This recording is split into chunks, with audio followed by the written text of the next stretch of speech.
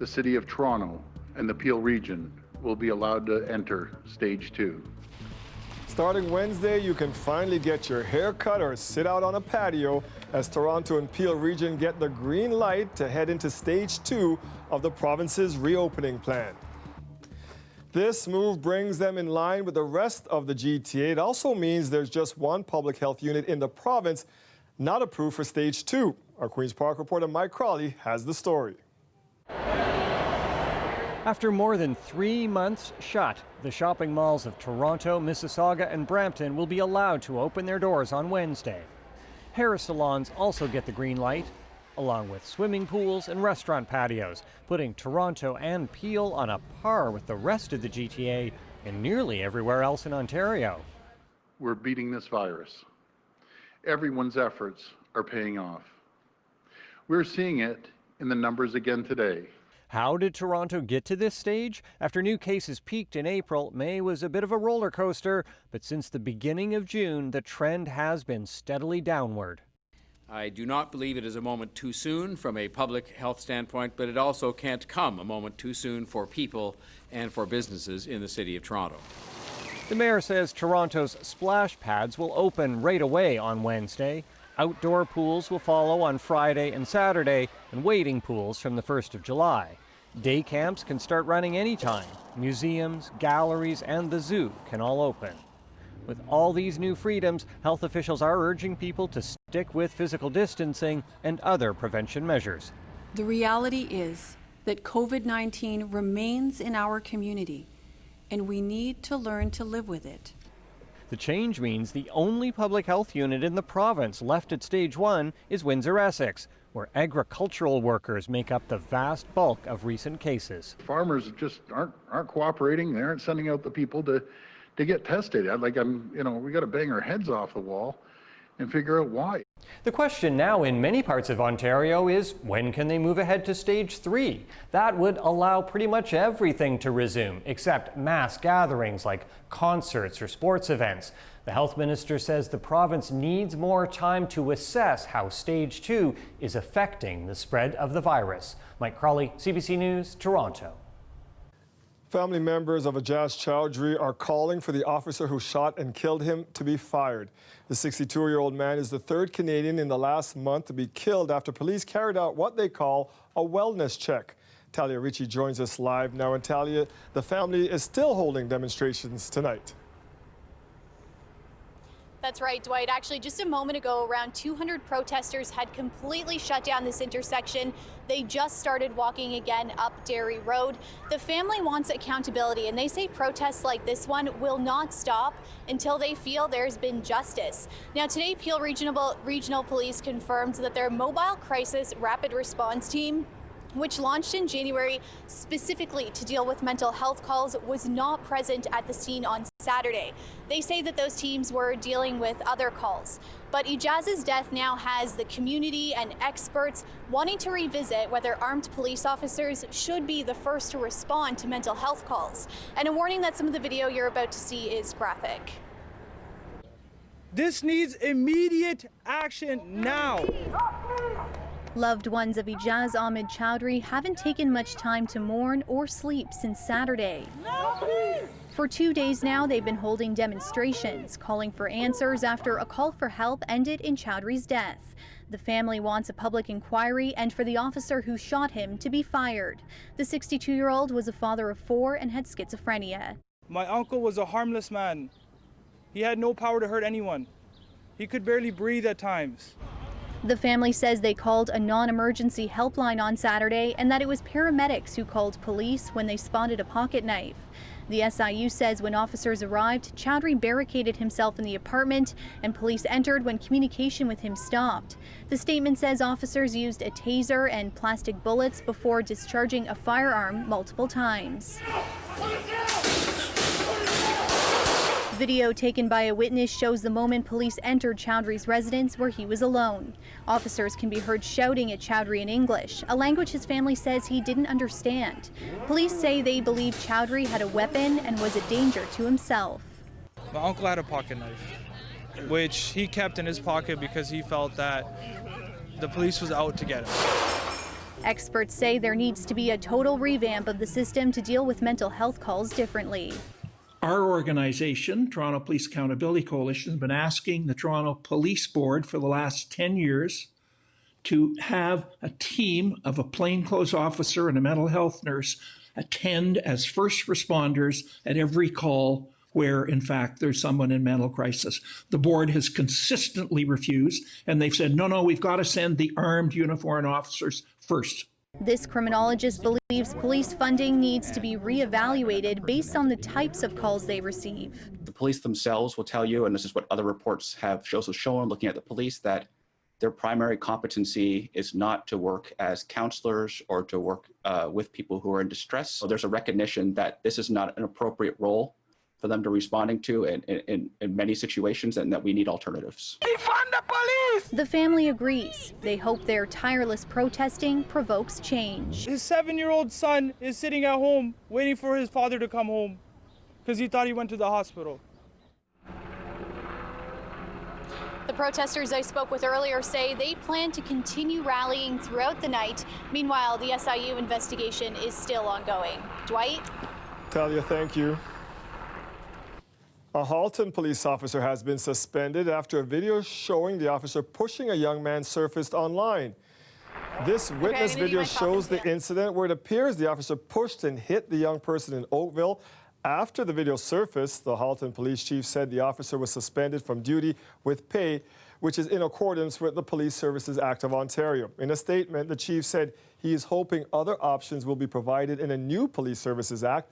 Today, the Premier said he is willing to sit down with chiefs to discuss this. They're the experts, and I want their input, and if we can get their input, then we can review that. But by all means, if we're hearing it from the chiefs across the region and the police association, we can come to a conclusion, then by all means.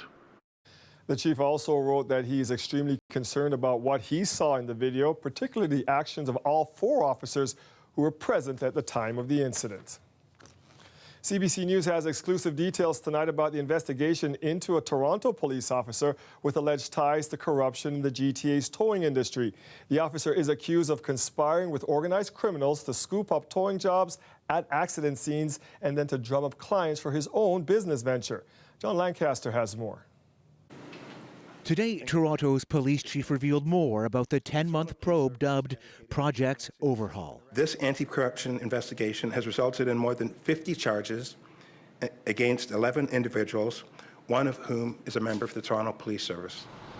The officer, 47-year-old Ron Joseph, worked here at Etobicoke's 22 Division.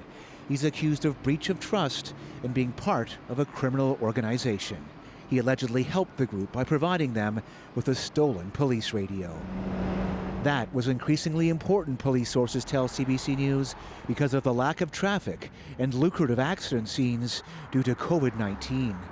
We've also learned Joseph, who earned about $118,000 last year, owned 2 tow trucks and had 31 cars he rented out of this building in Toronto's East End.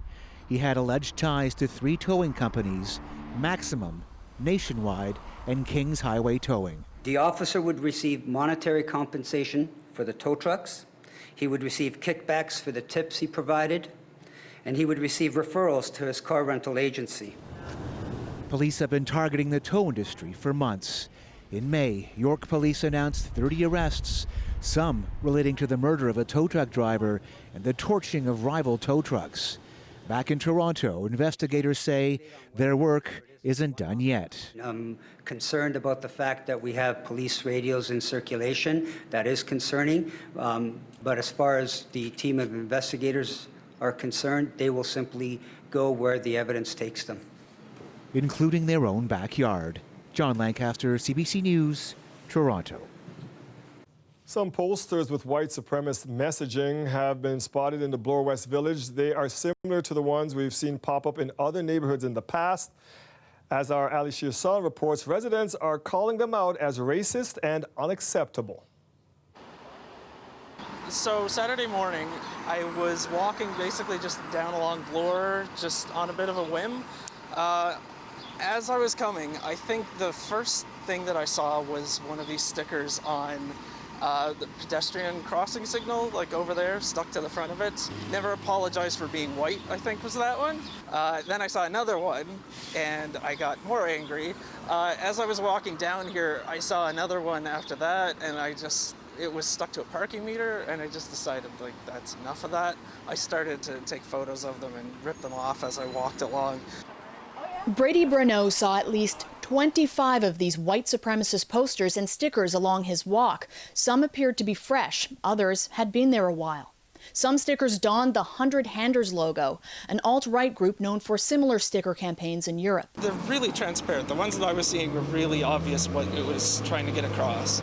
Covering up the website here because I don't want to promote it, but some of these stickers up in the neighborhood are less obvious than the others. This one here says, "Think green, buy local," but if you actually go to the website, it has nothing to do with farmers markets. But a lot to do with white nationalism. Nigel Barif is the president of the Urban Alliance on Race Relations, a nonprofit that's been working to combat racism in Toronto neighborhoods since the 70s. I mean, look, I'm riding around the neighborhoods with my 4-year-old. I don't want him asking me, or when he asks me, what does this mean? Why do these people hate me because of the color of my skin? These kind of posters have appeared in many neighborhoods over the years. Local councillor Mark Grimes has ordered for their immediate removal and alerted the police to look into them. Barif says these posters should be looked at as a hate crime. Because if folks in the community feel like, well, what's the sense in me making a complaint because nothing's going to be done anyway? These white supremacists just get to move through our society with impunity. I know some people might think that somebody else will take care of it, or might think that they might be putting themselves in danger by doing it themselves, but like, we have to take care of our own neighborhoods, and we have to put a stop to this type of thing before it takes foot. Ali Chiasson, CBC News, Toronto. The province has appointed a supervisor to oversee the Peel District School Board. Bruce Rodriguez has been given the role by the Education Minister. In a statement, Stephen Lecce says schools need to be safe and inclusive, and for too long this has not been the case at the Peel Board. A review of the board found many issues, including a culture of racism. Rodriguez is the former director of the Toronto Catholic District School Board. Lecce says his appointment will help eliminate practices and policies that allow for discrimination and inequality. He is the architect of our NBA champion Toronto Raptors, but in just a few minutes I sit down with Masai Ujiri to talk about issues much bigger than basketball. People are tired, people are exhausted from what is going on. And that's why I'm even speaking about it continuously. I don't want to speak about it and then go hide. You have to continue talking about it. We have to continue calling people out, calling racism out.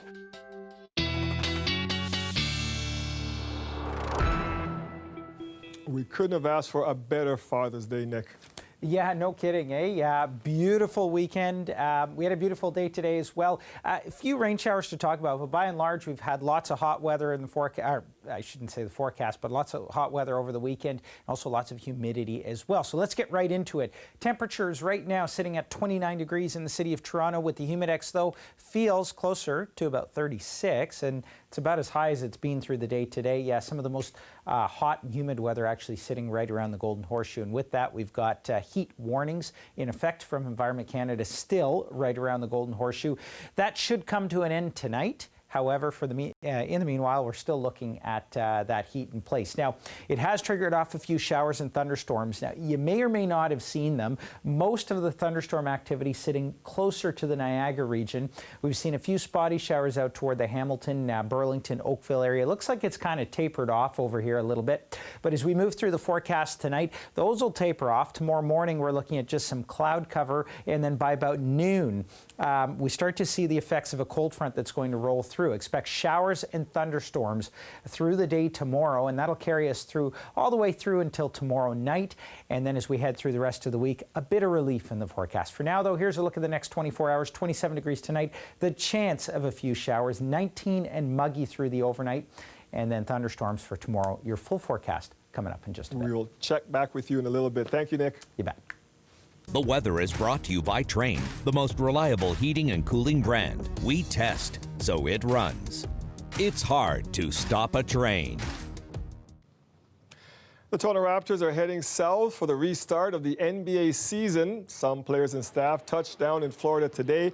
They will be training in the Fort Myers area before moving to the NBA campus at the Disney Complex in Orlando in early July, where they will start the remainder of the season. The defending NBA champs are second in the East, or were, trailing the Bucks when the league suspended play due to the pandemic. Our Raptors president was the featured guest at the Audi Innovation Series. I hosted the annual speakers event and had a social distance sit-down with Masai Ujiri before he flew to Florida for the NBA season restart. Masai, let's start with the elephant in the room, that George Floyd video. How angry were you when you saw that video? It was very it's touching. You know, I saw it the first time, and I thought it was something from the past, and you begin to think about it more and more, and then I looked at it again, and I saw that it was something current, and you have that anger in you. That's how can this be happening now? How can this be happening to somebody? How it's just not human, you know. It's not possible, and you're out of words, just like I am now. You know, you don't even know what to say. You said the word human, and I've heard you talk about this before. That it's humanity is missing. Like it seems in 2020 we're still battling for simple humanity. It's something that I actually question here. Yeah, who are we as human beings? Is what I say and I ask now. Even when I look at the case in Buffalo, we're talking about Black Lives Matter now, but that's the serious issue. It's about Black people. It's about Indigenous people not having a fair chance and equality. But when I look at that old man in Buffalo, is bleeding from his head, anything that I've learned as a person, as a human being, is go help him. Yeah, it doesn't matter. They put out something where they said he tripped.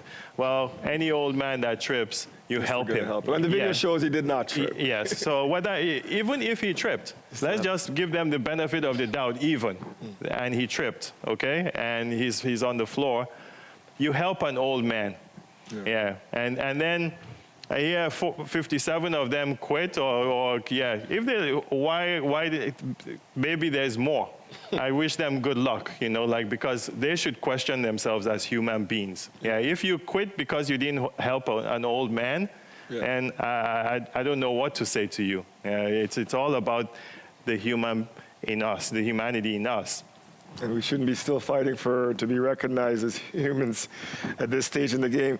We live in the skin, so these issues are part of our daily lives. A lot of communities are paying attention right now, but I also work in the media, and I know the attention span is short.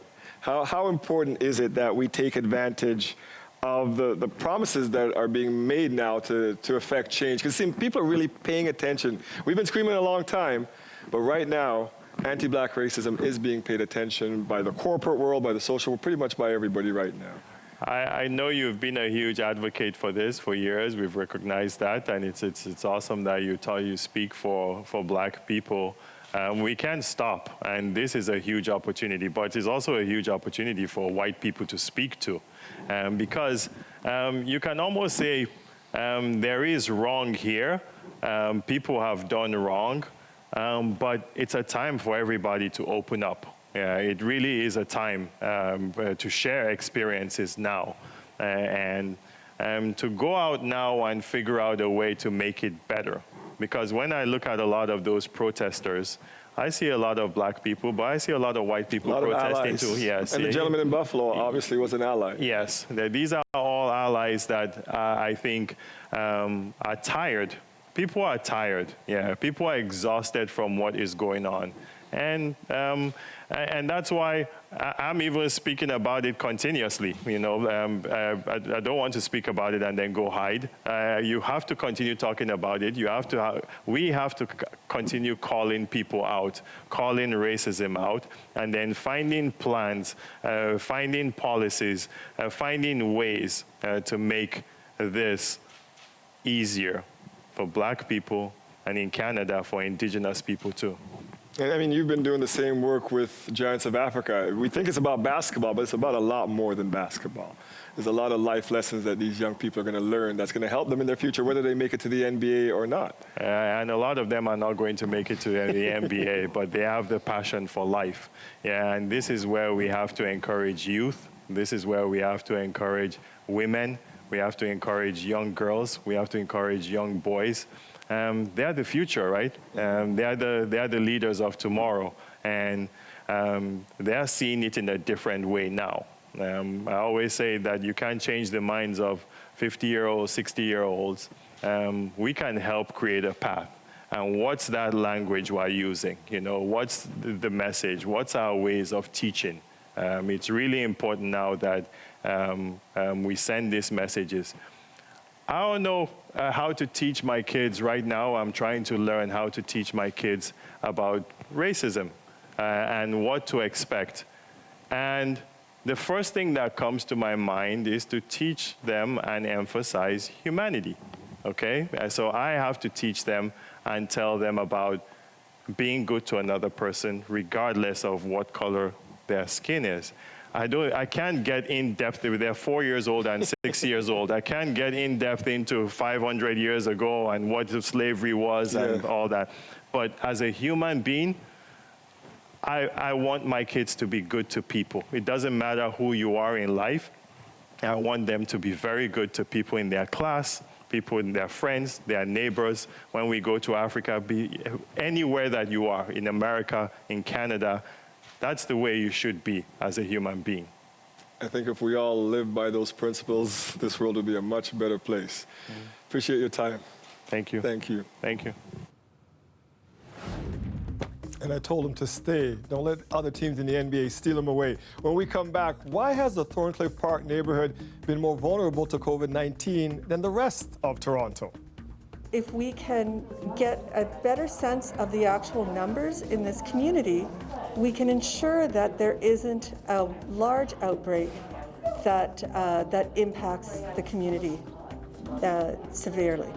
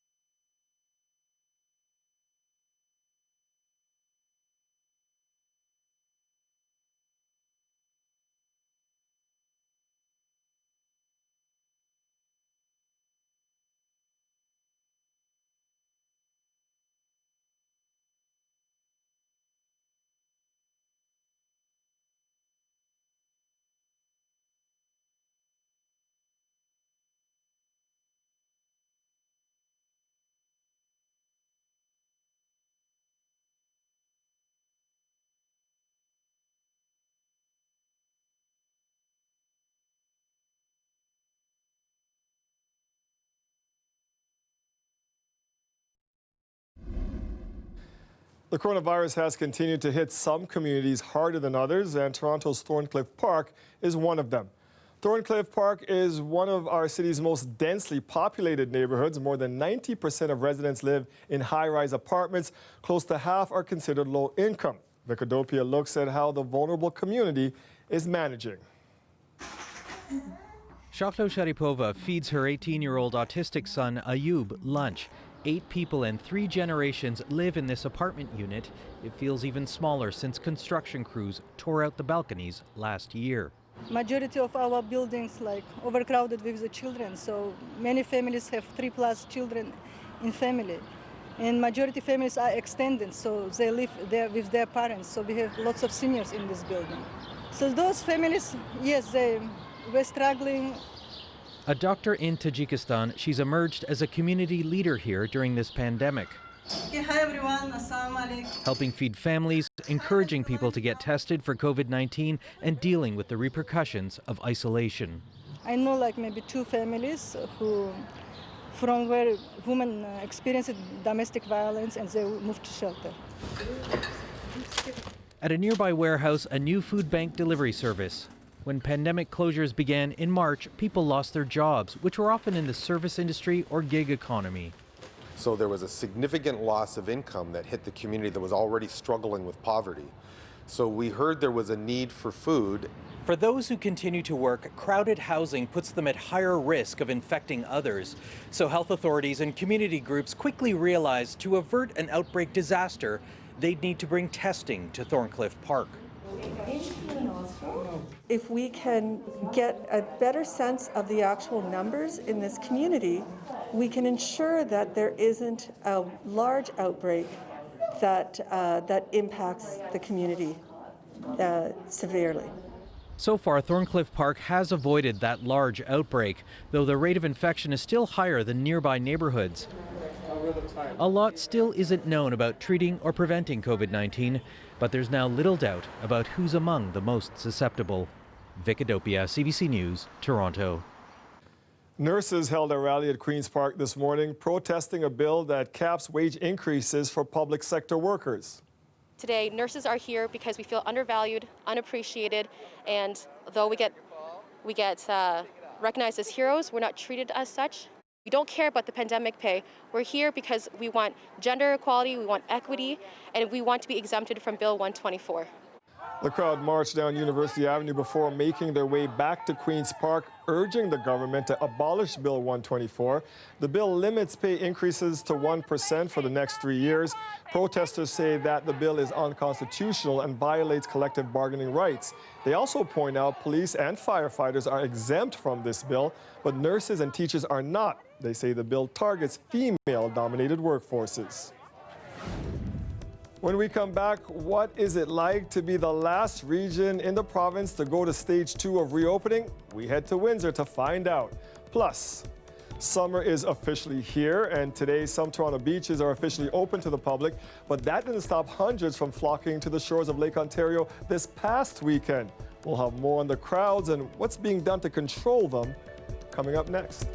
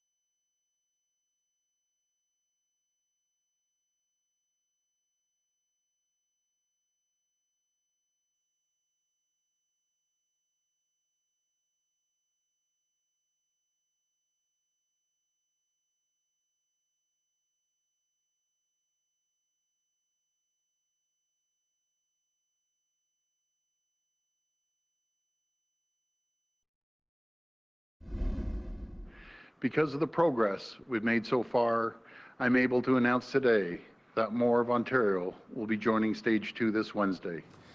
In just 2 days, Toronto and Peel region will join together with other parts of the province in Stage 2 of reopening. Windsor-Essex is the only spot in Ontario still in Stage 1. For a look at why, the host of CBC Windsor News, Chris Ensing, joins us now. And Chris, 32 of the new cases from Windsor-Essex today, all but one were farm workers. Yeah, that's right, Dwight. It's a trend we've been seeing since the end of last month, really, that population testing positive for COVID-19. And it's what's keeping us here in Stage 1, according to health officials. Let's take a peek at the number here. This is the big one. That's the total number of farm workers that have tested positive for COVID-19 since the pandemic started. 448 here in Windsor-Essex. Now, as far as migrant workers, they make up 90% of those cases, according to our health unit. These are people who've come to Canada to work, usually at greenhouses, a big sector here in Essex County. If you have a cucumber or a tomato that you buy out at a grocery store, chances are it was picked in Leamington. Now, these workers who have come here, there have been 3 that have died, 2 in Essex County, and most recently a 3rd worker, a father of 4 from Mexico, who was working at a farm in Simcoe, where 217 employees tested positive for the coronavirus. We did speak with a few migrant workers in Leamington about how they feel this whole situation has been handled. Some people are nervous to come because when you hear it's a country that has many cases, it causes some anxiety. But as long as you follow the safety measures, you just keep working through it. I'm not worried. I'm calm. God willing, everything will be fine. These cases are part of the reason why that region is not reopening there, Chris. What are you hearing from business owners? Really frustration across the board, and a lot of it has to do with other areas in our region that have been open now for a week to 2 weeks. We're still stuck in Stage 1, and there have been calls from some business owners to protest, planning to open up next week, whether they get that green light from the province or not. And it's something that Premier Ford spoke about today as well. I love my business. I've had it for 13 years. I feel like it's my 3rd child, and I'm doing absolutely everything I can to keep it open and be positive. But this decision that they've made and announced today is absolutely unfair to Windsor. It's not fair to all the people outside of, outside of the farming community. Just cooperate, and we can get through this. We'll do whatever we can to protect you, protect the workers, but it's not fair to the people of Windsor and Essex. I feel sorry for them. I really do. Now, our health unit says when you take away the other cases, Windsor is responsible for about 4 or 5 cases on average a day, which for some might be enough to open this place up, like the business owners we've spoken to. Now, Ford also mentioned that there is on-farm testing happening now, a pilot project that was launched on Saturday, and more inspections at these farms as well. As for Windsor's mayor, he's not asking to be split from Essex County and says that he is frustrated but understands looking at this from a regional perspective. He does support those protests, though, and says if shops want to open next week, they shouldn't be charged.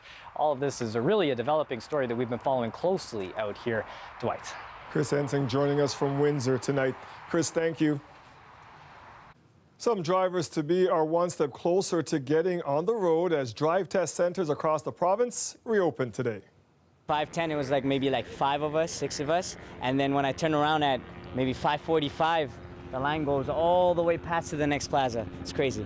My daughter was anxious to get her G1 today. She turned 16 in April, just in the middle of this pandemic. So, we found out it was opening, and here we are.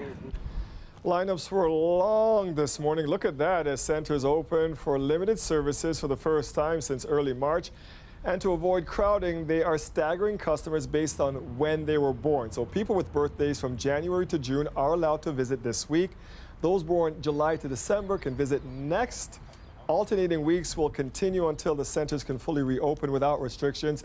Face coverings, hand washing, and temperature checks at the center are required.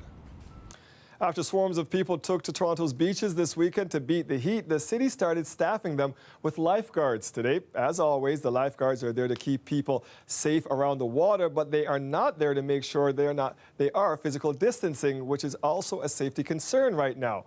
Greg Ross has more. Toronto's beaches were packed over the weekend, drawing frustration today from the Premier. Everyone has to practice social distancing. Folks, I get it. You want to get out, hot day, there's a beach.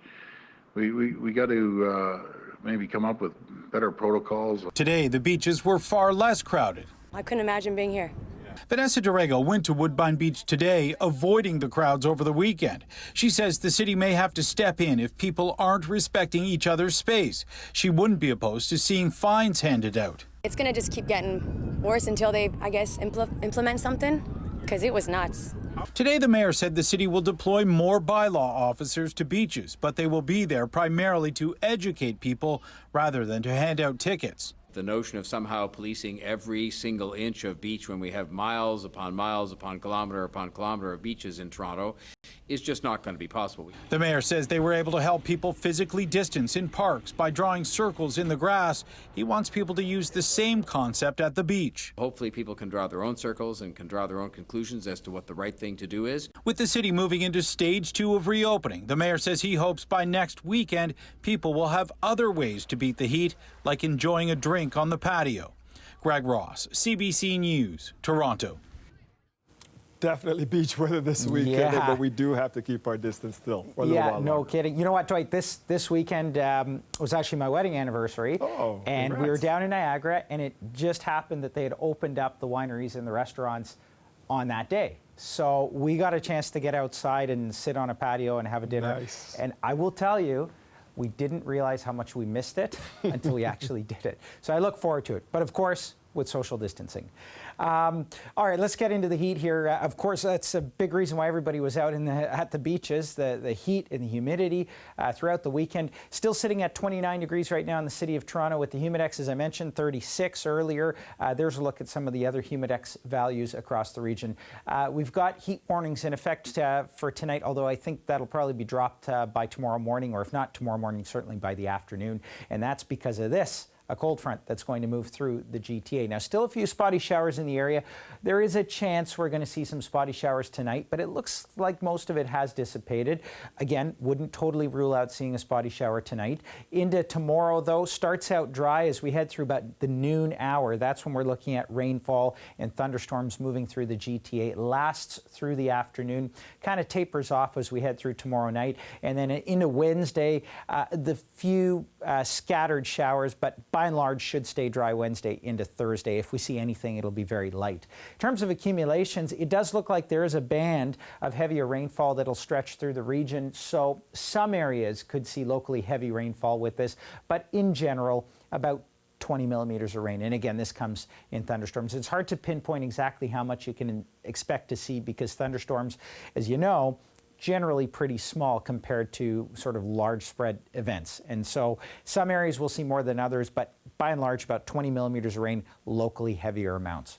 Overnight tonight, some cloud cover, temperatures 19 degrees or so. With the humidex, though, even through the overnight period tonight, it will still feel like about 24. There's a look at your forecast heading into tomorrow. Long range forecast, bit of a dip in the temperatures there, but we get back into the heat as we head toward next weekend. Dwight. Perfect timing. Thank you, buddy. You bet.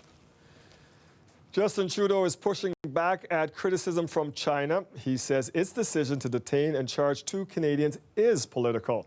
Beijing had earlier denounced his comment of a direct link between their cases and Meng Wanzhou's. The Prime Minister today also rejected the idea of an exchange with China to win the release of Michael Kovrig and Michael Spavor. David Cochran has more.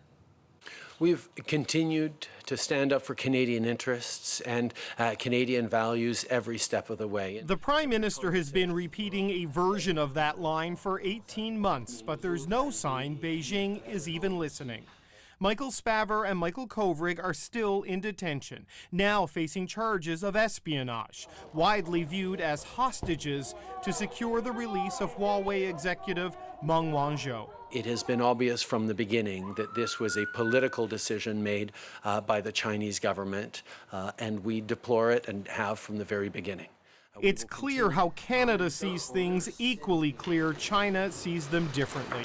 A Chinese spokesperson denies the detention of the two Michaels is arbitrary, called the Prime Minister irresponsible for linking them to Meng Wanzhou, while urging Canada to release her immediately. No, we're not considering that. Trudeau rejected that idea or the idea of swapping Meng straight up for the Michaels, insisting the courts will decide Meng's fate, while Canada continues to solicit support from the US, the UK, and other like-minded allies. We want to thank all of our friends and allies around the world who've consistently and continually stepped up. Those allies have stepped up to condemn China, but they've all failed to persuade China. Meanwhile, the Michaels remain in detention 560 days and counting. David Cochran, CBC News, Ottawa. For the first time, Michael Kovrig's wife is speaking out about the Canadian's detention in China, the conditions he faces, and how his family is fighting for his freedom. In an exclusive interview with the National's Adrian Arsenal, she talks about the Canadian government's response to his detention 560 days ago and whether Canada is doing enough to free him. Have you been worried, though, that speaking would either affect him or maybe affect your relationship with the government? Absolutely. Since day one, our main concern has been do no harm. Make sure Michael's safety and well-being is number one in our minds. And do whatever we can to bring him home. I mean, and we've been trusting the government. We've been working very closely with the government. There are moments where I get extremely angry and frustrated. I mean, Michael has been in jail, cut off from the rest of us, his family, from life, from being outside, from experiencing anything that any normal person should be experiencing for no fault of his own for 560 days. Does that make me... Watch Adrian's full exclusive interview tonight on The National, 10 o'clock on CBC Television, 9 o'clock Eastern on CBC News Network and cbcnews.ca. Friends and members of the community gathered today to honor the life of LGBTQ activist Sarah Higazi. I really want to believe in an afterlife because it would mean so much to get reunited with her. But till then, I'll miss her. I'll miss her smile. I'll miss her laugh. She's a hero, and I think we have to learn how to be hero as her. Friends gathered today for her funeral, saying goodbye to the 30-year-old. Higazi was imprisoned and tortured in Egypt in 2017 after raising a rainbow flag at a concert in Cairo. The activist fled to Canada after Egyptian authorities held her for about 3 months. Since arriving here, Higazi dedicated her life to helping others who were in similar situations. Her friends are hoping to continue this to honor her. Higazi died by suicide last Saturday.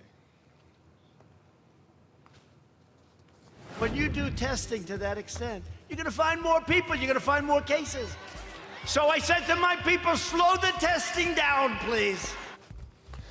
The White House says that was just a joke, but there's nothing funny about the surge in COVID-19 cases in the U.S. The latest on that, next.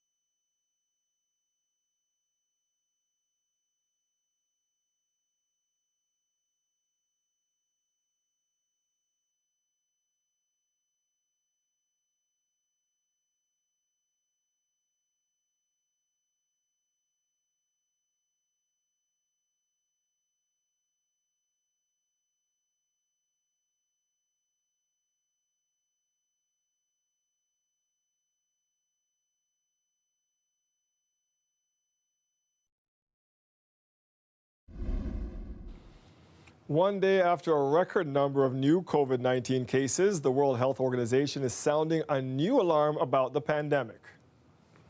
The world is in desperate need of national unity and global solidarity. The politicization of the pandemic has exacerbated it. Yesterday, 183,000 new cases were reported globally, the most in any single day since the outbreak began. WHO officials say it's because of spikes in several heavily populated countries where restrictions have been eased. That includes the U.S., where the number of deaths has now topped 120,000. Stephen D'Souza has more. There's definitely a good chance that we could see a rise in COVID again if we're not careful. In New York and Washington, D.C., people can now eat at restaurants outdoors, go to the salon, or visit a gym. But in other parts of the U.S., where businesses have been open for weeks, worrying news. A steady increase in cases in more than 20 states. A dozen states have set record highs for new cases in recent days. I think it's time to ring the alarm bells. Some states are in particular looking very worrying. Arizona, Florida, Texas, South Carolina, cases are surging right now, and we don't know what's going to happen next. Dr. Anna Burstyn is a professor of public health at New York University. If history plays out the way it has so far, without those states closing down and really pulling back on opportunities for the virus to transmit, it's going to keep getting very bad. The president says the rising numbers are due to increased testing. Donald Trump said at a rally on Saturday he asked officials to slow down testing. White House spokesperson Kayleigh McEnany said today he was just joking. It was a comment that he made in jest. It's a comment that he made in passing. Asked about it directly, the president dodged the question. But did you ask to slow it down? If it did slow down, frankly, I think we're way ahead of ourselves, if you want to know the truth. We've done too good a job, because every time we go out with 25 million tests, you're going to find more people. So then they say, we have more cases in the United States. The reason we have more cases because we do more testing than any other country by far. But some experts say the rising cases are due to lax physical distancing guidelines, not enough masks, and general apathy towards the virus, and they worry what will happen in the fall. My fear is that we're going to have uncontrolled epidemics that explode and overwhelm health systems. He also worries it will be even harder to shut down a second time, and that more cases will ultimately lead to more deaths. Stephen D'Souza, CBC News, New York. With our moccasins, our muscasins, we're connected to the earth and we're connected to medicine. That's our place of healing. After the break, the art of making moccasins.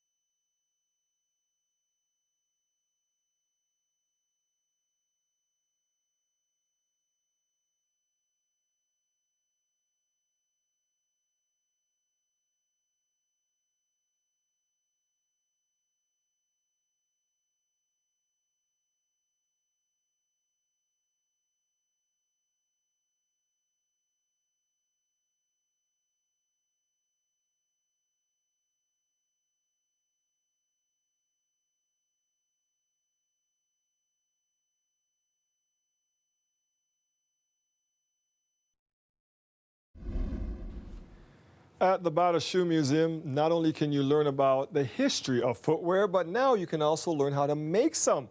Through a workshop called Story Boot School, you can learn the art of how to make mucklucks and moccasins. And we sat in on a class. So what we're going to be doing today is we're going to be drawing out our templates for our moccasin, which will be the sole part of the foot. With our moccasins, our moccasins, we're connected to the earth and we're connected to medicine. You know, that's our place of healing. The Manitoba Muckluck Story Boot School at the Bata Shoe Museum is happening tonight. Students are learning the art of traditional moccasin making. When the Story Boot School at the Bata Shoe Museum first started, it was part of a project funded by the Tread Right Foundation, and it was to help young Indigenous youth learn these skills. And there was so much interest and publicity about the school that all sorts of people wanted to participate, be they Indigenous or not. And so now we integrate them into the same classes. So you're going to connect your dot. I am here to learn more about my culture and where I've come from.